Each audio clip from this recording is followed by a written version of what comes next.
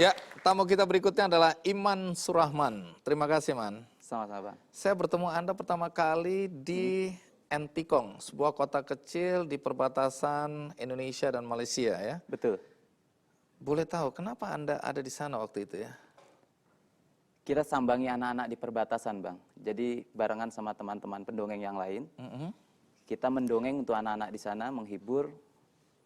Ya, apa ya? Berbagi kasih lah, berbagi suka, berbagi ceria, Bang. Jadi apa yang Anda lakukan di sana? Mendongeng. Saya dengar Anda dan teman-teman punya gerakan ya, Iya. dengan mendongeng. Gerakan ini namanya apa? Gerakan para pendongeng untuk kemanusiaan. Iya. Tunggu dulu, menarik. Gerakan para pendongeng untuk kemanusiaan. Iya. Mendongeng untuk kemanusiaan. Iya. Sebelum kita lanjutkan persoalan yang nggak jelas ini, ada baiknya kita ikuti kisah tentang Iman berikut ini.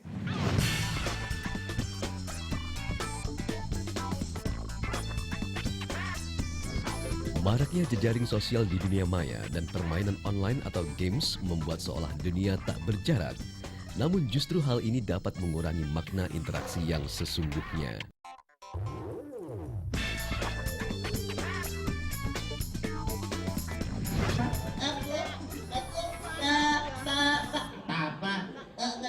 Dia nggak tahu, katanya dia malu. Boleh nggak malu? Berdongeng bisa menjadi salah satu media bertatap muka secara lisan yang sekaligus menghibur dan mendidik. Adalah komunitas gepuk atau gerakan para pendongeng untuk kemanusiaan yang peduli terhadap masa depan anak dan bangsa. Dengan berdongeng, beragam cerita, baik cerita lucu maupun cerita yang syarat akan pesan moral dapat dicerna dengan mudah. Aksi kemanusiaan yang dilakukan Imam Surahman Hadi selaku pendiri komunitas Gepuk bersama kawan-kawannya telah merambah ke berbagai daerah dan pelosok.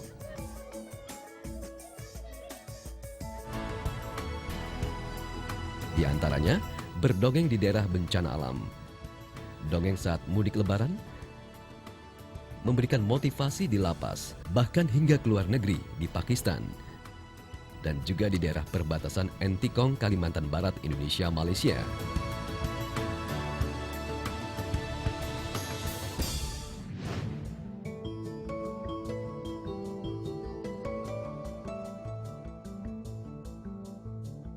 Di rumahnya di kawasan Bekasi inilah Iman dan komunitas Gepuk sesekali berkumpul.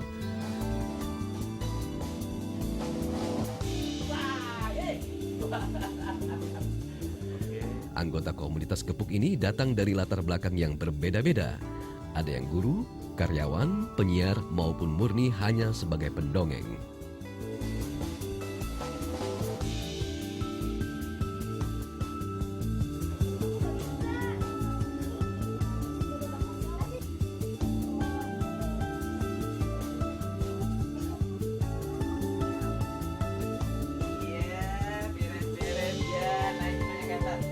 Dari berbagai lokasi bencana yang ia kunjungi, Iman menampung sekitar 12-an anak. Anak-anak yang dinamakannya Yatim Seribu Pulau ini dirawat dan dididiknya. Dan untuk kelangsungan masa depan anak-anak ini juga didukung oleh para anggota komunitas Gepuk.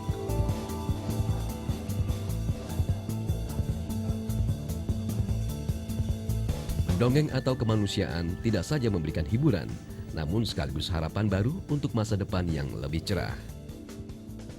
Halo anak Indonesia semuanya, adik-adik sekalian, teman-teman pendongeng di Indonesia sudah cukup banyak, kalian tidak perlu khawatir. Ingat, dongeng itu adalah budaya seni tutur pertama di bumi kita sebelum ada budaya-budaya yang lain. Oke, Otan?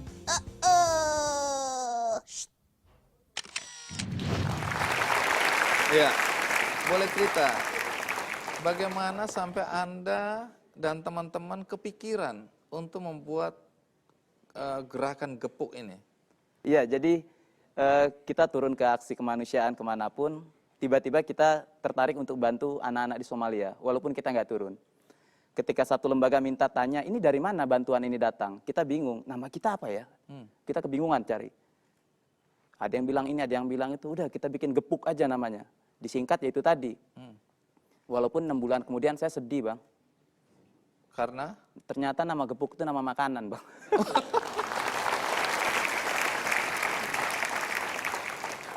tapi nggak diubah ini namanya. Enggak, nama ini udah terlanjur banyak dikenal Tercemar orang. ya, udah Ah, terlanjur tercemar ya.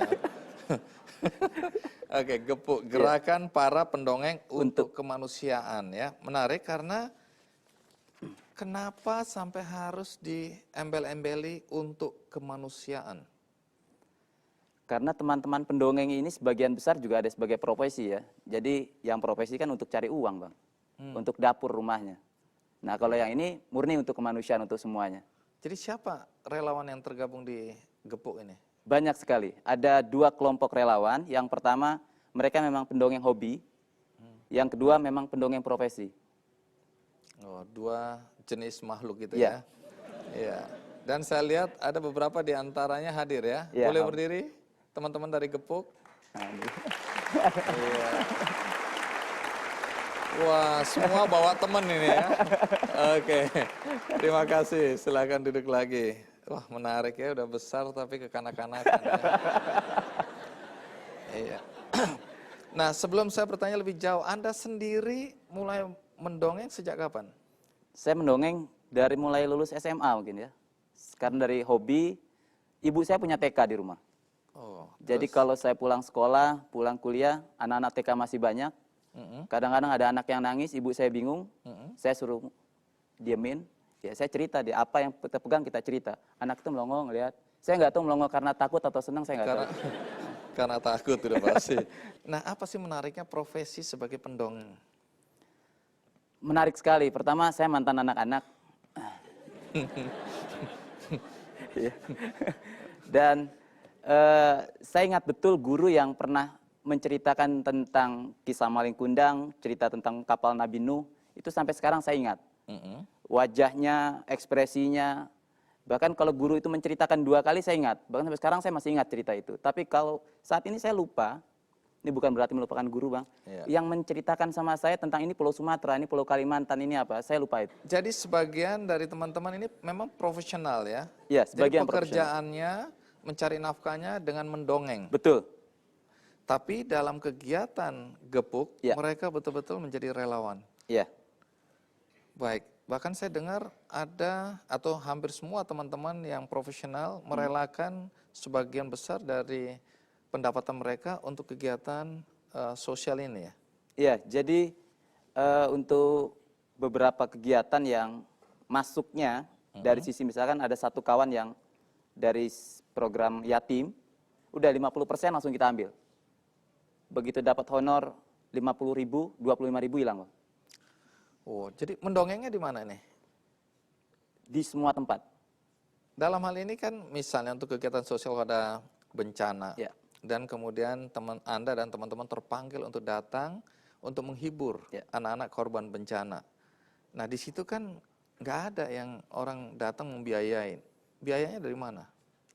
Kita punya grup, punya anggota sekitar 50, kita patungan, Bang. Kita paksa untuk mengeluarkan uang minimal 50.000, tapi kenyataannya lebih dari 50.000 ngeluarinnya. Oh, Asal cukup buat ongkos ngeberangkatin yang pertama, kita berangkatin. Tim berangkat sudah berangkat. jadi diberangkatkan bahwa nggak bisa pulang itu soal lain. Ya, ya? urusan Biasanya kalau di daerah-daerah bencana, topik-topik apa yang diangkat sebagai materi dongeng? lebih memberikan semangat. Karena kita melihat kalau anaknya semangat, orang-orang dewasa di sekitarnya pasti semangat. Oke. Orang tua, ayah, ibu yang ngelihat anaknya senyum, dia ikut senyum lah. Dan melupakan derita Iya. mereka ya. Kita rehat sejenak, ikuti terus Kick Andy. Adik-adik, Siap, adik-adik. siap. Lama-lama jadi anak-anak semua kita ini.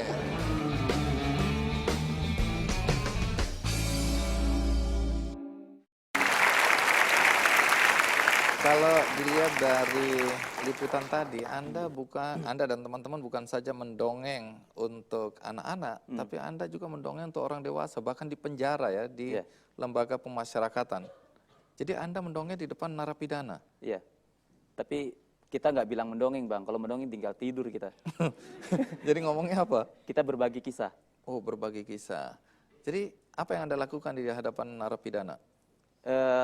Kita menceritakan apa yang terjadi di luar sana, memotivasi mereka untuk tetap tenang, untuk tetap tetap kuat lah.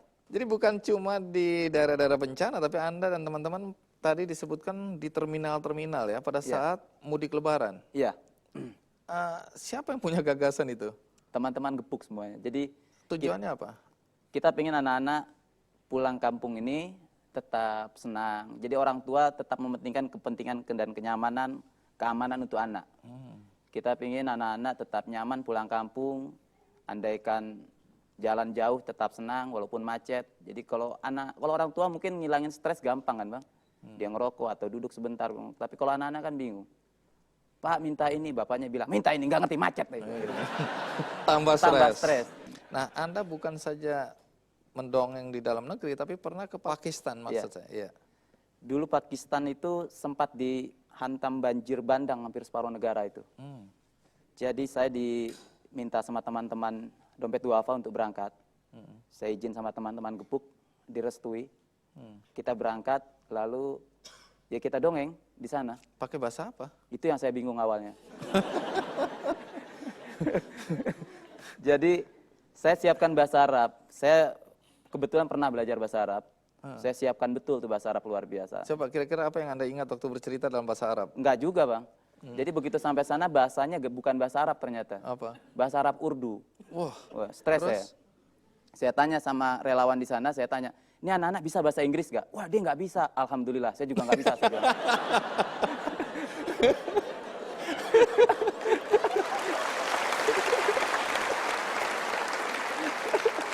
Jadi bagaimana komunikasi terjadi waktu itu? Akhirnya saya ingat film Mr. Bean. Kalau lihat Mr. Bean yang tampil tanpa ngomong, ngerti. Ya saya pakai jurus itu Bang. Hasilnya? Hasilnya anak-anak tertawa. Karena mungkin tertawa nggak ngerti juga kali itu.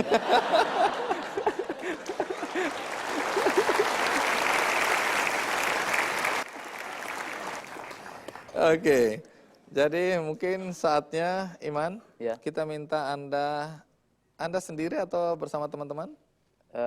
Saya coba sendiri mungkin. Sendiri. Adek-adek, Siap. kita akan cerita. Pasti keong. Ya, kamu udah tahu kan kita tadi latihan di belakang. Jadi ada keong yang selalu mengeluh atas hidupnya karena dia punya beban di punggungnya yang luar biasa, berat sekali. Suatu ketika dia iri sama kodok. Kenapa? Kodok itu berenang bisa, naik bisa, loncat jauh. Keong boro-boro loncat, jalan aja ngesot. Dia ketemu sama kodok, dia bilang, Aku benci sama kamu, ini agak keperempuan-perempuanan. Si kodok bilang begini, Kenapa kamu benci sama aku, keong? kata si keong, Kamu untung, kamu enak. Aku begini aja. gitu. Terus si kodok menjelaskan, kamu tetap beruntung keong. Enggak. Kamu beruntung. Enggak.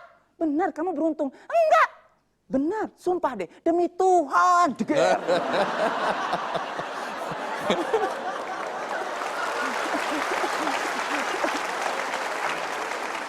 Akhirnya si keong sama-sama ke atas batu. Dia diskusi, panjang lebar, nggak ada titik terang, tetap buntu. Si keong tetap putus asa. Gak lama kemudian burung gagak datang dari atas. Wak, wak. Semua bingung dua hewan tadi. Kebetulan si gagak ini mau makan. Ada dua hewan di bawah. Si kodok bingung mau lari kemana. Kesana batu, kesana kena, dinyerah dia. Tapi tetap dia berusaha kabur. Begitu kabur tetap disantam. Si keong langsung masuk ke dalam rumahnya, dia cuma ngintip aja. Oh, aku aman. Akhirnya kuku-kuku si gagak yang luar biasa itu mencengkram si kodok yang begitu tajam, tembus ke perutnya, netes darah ke bawah, tepat di atas rumahnya si keong. Si keong keluar ke atas melihat si kodok dada. Inilah keberuntunganmu, keong. Akhirnya keong baru sadar.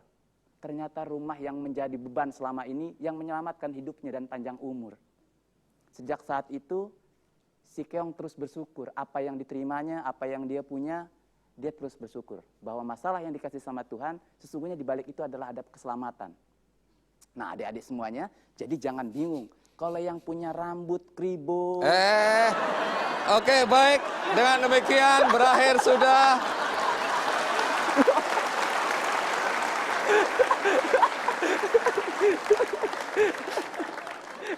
Jadi soal rambut jangan. Jadi pesan moral apa yang mau disampaikan kepada adik-adik? siap. Jadi kita tetap Lama-lama jadi anak-anak semua kita ini.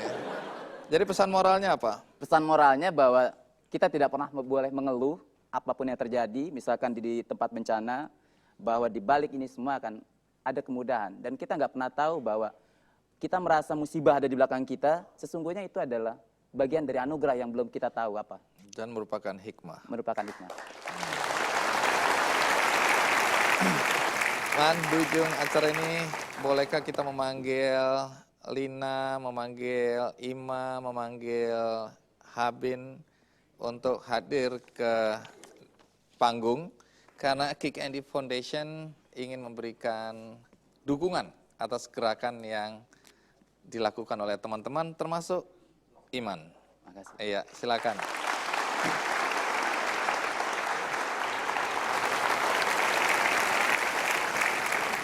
Untuk itu Ketua Harian Kick Andy Foundation, Ali Sadikin, untuk menyerahkan bantuan. Yang pertama untuk Ima, buku. Iya, buku anak-anak yang bisa dibagikan ya.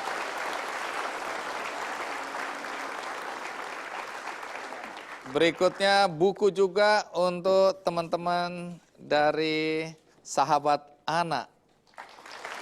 Iya. Dan untuk Iman apa? Iya, boneka. Coba dilihat boneka apa? Oh. Oh, jadi sini banyak temennya sekarang ya? Oh iya. Terima kasih. Aku jadi malu deh. Terima kasih, makasih. Sip.